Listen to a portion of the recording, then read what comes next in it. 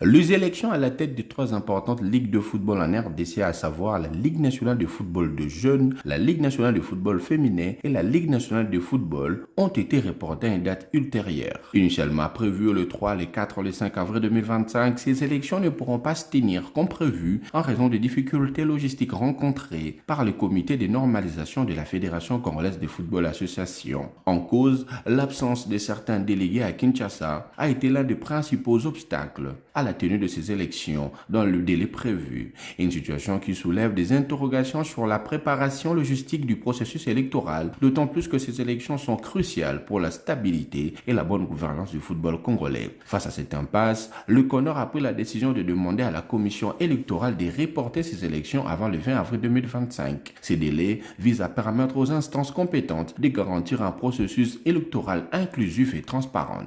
Dans un souci d'équité, la liste des candidats ayant déjà été validée ne seront pas remises en question. Les droits d'acquis seront donc préservés, évitant ainsi de frustrations et d'éventuels conflits. Toutefois, la procédure de dépôt des candidatures sera réouverte, permettant ainsi à d'autres prétendants de se manifester si nécessaire. Ces compromis cherchent à maintenir un équilibre entre la nécessité de respecter les étapes déjà franchies et celle d'ouvrir le processus à d'éventuels nouveaux candidats. Ces reports ne manquera pas d'avoir de répercussions sur l'organisation du football congolais. D'une part, il prolonge la période d'incertitude pour les acteurs concernés, notamment le club et le joueur, qui attendent de connaître leurs nouveaux dirigeants. D'autre part, il pourrait ralentir certaines réformes attendues au sein de ces ligues. Toutefois, il offre aussi une opportunité, celle d'organiser un scrutin plus rigoureux et mieux préparé afin d'éviter toute contestation post-électorale qui pourra fragiliser encore davantage ces institutions. Le CONOR et la commission électorale sont désormais sous pression